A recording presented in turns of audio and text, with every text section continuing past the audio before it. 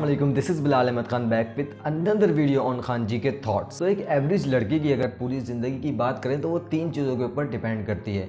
एक होता है कंपैरिजन, एक होता है रिस्पॉन्सिबिलिटीज़ और एक होता है कॉम्प्रोमाइज़। लड़के के पैदा होते ही सबसे पहली चीज़ जो दिमाग में हमारे आती है कि वो यही आती है कि यार ये अब आगे जाके हमारा सहारा बनेगा, ये आगे जाके हमारी रिस्पॉन्सिबिलिटीज़ को उठाए, जो कि कोई गलत बात नहीं है, ये चीज़ होनी चाहिए क्योंकि एक रिस्पॉन्सिबल लड़का ही इस माशरे का अच्छा इंसान बनने के काबिल होता है। फिर आती है बात दूसरी चीज़ की, कंपैरिजंस की।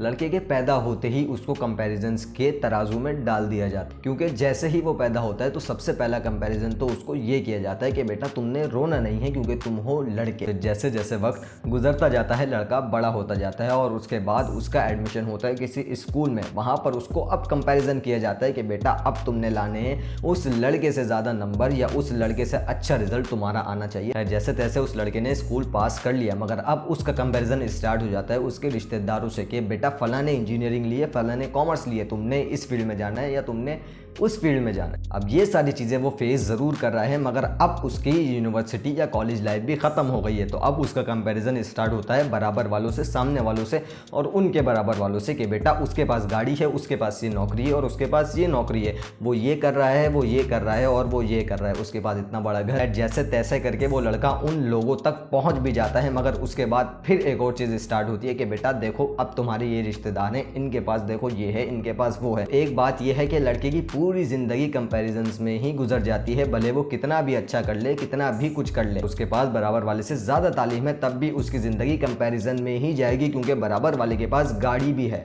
और इसके पास गाड़ी नहीं है। मगर इससे किसी को कोई फ़र्क नहीं पड़ता कि उसके पास उससे ज़्यादा तालीम है या नहीं है, फ़र्क सिर्फ इतना पड़ता है कि उसके पास गाड़ी है या नहीं है। सिर्फ गाड़ी पर भी नहीं रुकती, गाड़ी अगर उसके पास होंडा सिविक है और उस लड़के के पास मेहरान है तब भी उसको यही कहा जाता है कि उसके पास गाड़ी बड़ी है, तुम्हारे पास गाड़ी छोटी है। ये तो कंपैरिजन की एक छोटी सी मिसाल दे रहा हूँ मगर अब मैं आपको मिसाल देता हूँ रिस्पॉन्सिबिलिटीज़ की। लड़के के पैदा होते ही उसके ऊपर रिस्पॉन्सिबिलिटीज़ डाल दी जाती हैं कि वो अपनी ज़िंदगी को एंजॉय करना ही भूल जाता है। लड़के को ये नहीं सिखाया जाता कि तुम्हें खुश कैसे रहना है, तुम्हें आगे बढ़ना कैसे है। हमेशा उस लड़के को यही सिखाया जाता है कि तुम्हारे ऊपर ये जिम्मेदारी है, तुम्हारे ऊपर वो जिम्मेदारी है, तुम्हारे ऊपर ये भी जिम्मेदारी है, तुम्हें ये भी जिम्मेदारी पूरी करनी है, तुम्हें वो भी जिम्मेदारी पूरी करनी है। मगर कभी उस लड़के को ये नहीं बताया जाता कि तुम्हें अपनी खुशी की जिम्मेदारियां भी पूरी करनी है। अब बारी आती है कॉम्प्रोमाइज़ की। भले वो उसकी फेवरेट चॉकलेट हो या उसका पसंदीदा खेल, उसको हर चीज़ में कॉम्प्रोमाइज़ करना पड़ता है। आज आप किसी भी ऑफिस में जाकर देख लें, आपको किसी ना किसी ऑफिस में कोई ना कोई ऐसा बंदा ज़रूर मिलेगा कि जो पाकिस्तान क्रिकेट टीम के दरवाजे तक पहुंच चुका था मगर वो अपनी रिस्पॉन्सिबिलिटीज़ की वजह से अपने ड्रीम्स को कॉम्प्रोमाइज़ करके बैठा हुआ।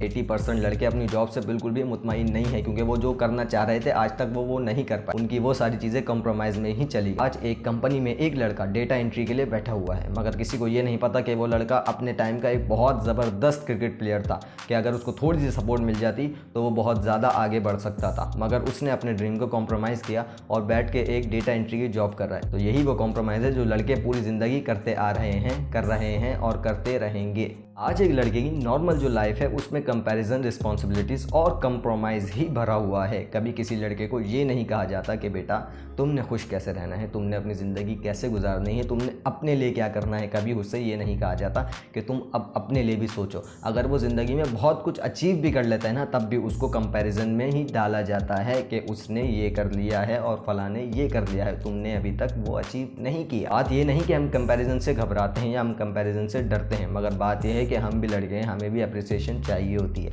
अगर हम कुछ अच्छा कर रहे हैं तो हमें उसके ऊपर अप्रिसिएशन भी चाहिए होती है, ना कि ये कि फ़लाँ ने उससे ज़्यादा अच्छा किया है अब तुम उससे और ज़्यादा अच्छा करो। हमारी इस कंपैरिजन की आदत ने हमारे लड़कों को इतना ख़राब कर दिया है कि आजकल का लड़का कामयाब होने के बारे में नहीं सोचता बल्कि वो सिर्फ यही सोचता है कि मैं कामरान से अच्छा घर कैसे बना लूँ और मकसूद से अच्छी गाड़ी कैसे ले लूँ। हमारे माशरे की इस कंपैरिजन की आदत ने हमारे लड़कों के दिलों में, दिमाग में और हर चीज़ में उनकी अपनी जो सलाहियत है उन्हें तोड़ के रख दी। अब वो सिर्फ यही सोचते हैं मैं कामरान से आगे कैसे बढ़ूं, मकसूद से आगे कैसे बढ़ूं। वो ये नहीं सोचते अब मैं अपने आप से आगे और कैसे बढ़ूं। खैर बताने का मकसद सिर्फ यही था कि दिल लड़कों के पास भी होता है मगर उन्होंने अपने दिल को कंट्रोल किया हुआ है क्योंकि उनके लिए सिर्फ यही चीज़ें मौजूद हैं, कंपैरिजन, रिस्पॉन्सिबिलिटीज और कॉम्प्रोमाइज़। मिलते हैं आपसे नेक्स्ट वीडियो में, जब तक रखें अपना बहुत सारा ख्याल क्योंकि ये भी ज़रूरी है। मुझे दीजिए इजाज़त। अल्लाह हाफिज़, अल्लाह निगहबान, फ़ी अमानिल्लाह, see you soon till the next video.